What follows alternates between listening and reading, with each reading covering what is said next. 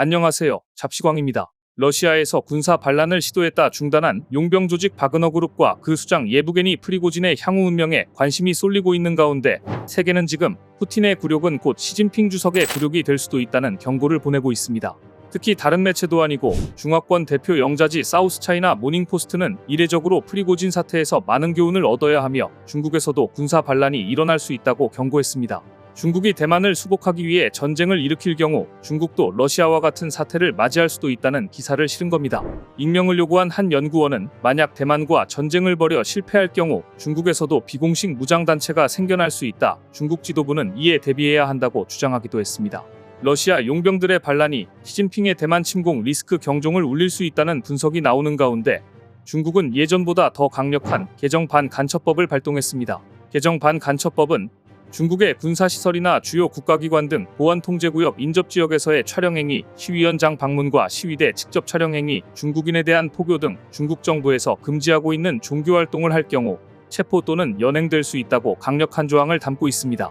또한 기밀 관련 부처 및 핵심 정보 기반 시설 등에 대한 촬영과 사이버 공격까지도 간첩법에 저촉되는 것으로 보고 있기 때문에 앞으로 중국에 가서는 사진도 함부로 찍으면 안 되겠다는 말이 나올 정도입니다. 그만큼 중국의 신경이 곤두서 있다는 것을 보여주고 있는 것인데요. 그런데 최근 아시아 여러 나라들의 움직임이 심상치 않습니다. 중국을 견제하기 위해 노골적으로 연대와 협력을 다지는 한편 이들 국가들이 누구보다 한국에 도움을 요청을 하는 상황이 벌어져 주목되고 있습니다. 놀라운 것은 오는 9월 아세안 10개국이 다름 아닌 남중국해서 첫 합동 군사훈련을 하기로 합의한 것입니다.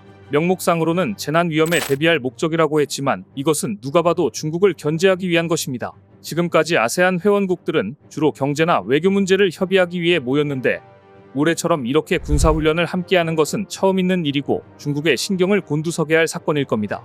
아세안 회원국들의 합동 군사훈련 소식도 시진핑 주석의 신경을 날카롭게 했지만 무엇보다 시 주석의 관심은 대만 문제에 꽂혀 있습니다. 남중국해에서 미국의 지원을 등에 업은 아세안 국가들이 노골적으로 중국 견제에 나선 가운데 시진핑 중국 국가주석은 대만 포위 군사훈련 직후 군당국을 방문해 실전훈련을 더 강화하라고 독려해 안팎으로 조여오는 위기감을 드러냈습니다. 그런데 현재 아시아 국가들 중에서 누구보다 적극적으로 중국 견제에 나선 나라는 베트남입니다. 특히 베트남은 한국에게 도움을 요청하고 있습니다. 최근 한국과 베트남의 MOU는 111건으로 역대급입니다. 그동안은 경제적 협력을 강화했다면 최근에는 외교, 군사적 협력을 강화하며 적극 밀착하는 분위기입니다. 한국과 베트남은 중국 보란 듯 핵심 광물 공급망 센터 설립에 합의하는 한편 핵심 광물 중에 핵심 광물인 히토류 협력에 합의해 세계를 놀라게 했습니다. 베트남은 히토류, 보크사이트 매장량 세계 2위, 텅스텐 매장량 세계 3위 등 핵심 광물이 풍부한 나라로 유명합니다. 따라서 한국은 베트남으로부터 히토류를 받고 베트남은 한국으로부터 향후 7년간 40억 달러 규모의 유상원조를 지원받기로 하는 등 서로에게 윈윈 계약을 맺은 것인데요. 특히 한국은 이번 협력으로 4차 산업혁명의 쌀로 불리는 히토류의 중국 의존도를 낮추고 공급망을 다변화했고 특히 베트남과 외교 안보적 협력을 강화해 K방산의 새로운 수출국을 늘려갔습니다. 무엇보다 한국은 해경함정을 주고 베트남은 히토류를 한국에 안정적으로 공급하는 데 합의함으로써 중국을 견제한다는 데에 의견 일치를 보였는데요.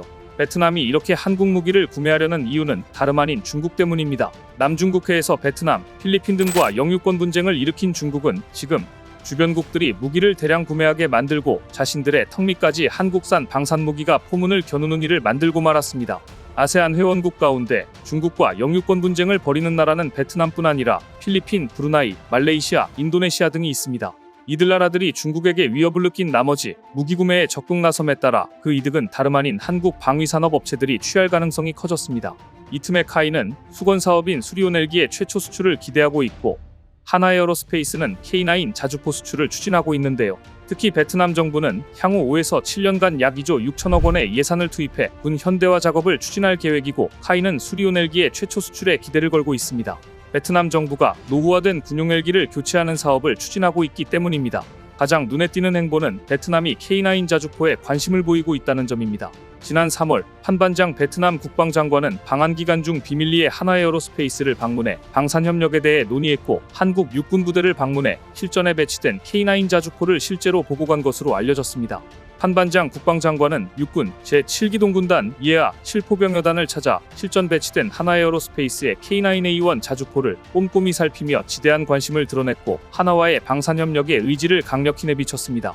따라서 K9 계열 자주포의 추가 수출이 이뤄질지 안팎의 비상한 관심이 쏠려 있습니다. 더구나 이 자리에서 베트남 국방장관은 K10 탄약 보급 차량의 실물도 확인했던 것으로 알려졌습니다. K10 탄약 보급 차량은 세계 최초의 탄약 재보급 자동화 장비 체계인데요. K9 자주포에 신속하게 탄약을 보급해 자주포 전력의 전투 지속 능력을 높이는 역할을 하는 것으로 K9 자주포 도입을 하는 나라들이 함께 구매하곤 합니다. 더구나 한화에어로스페이스는 2018년부터 베트남 하노이 인근 화락 하이테크 단지에 항공기 엔진 부품 공장을 운영하고 있어 베트남과의 협력 관계도 돈독한 상황이라 더욱더 K9 자주포의 베트남 수출에 대한 기대가 높아지고 있습니다. 그런데 K9 자주포를 찾는 곳은 또 있었습니다. 바로 중국과 각종 분쟁을 하며 서로 견원지간인 인도입니다. 인도는 이미 K9을 구매해 운용 중이지만 한국산 K9 자주포를 급하게 추가로 100문을 더 구매한 것으로 알려졌습니다.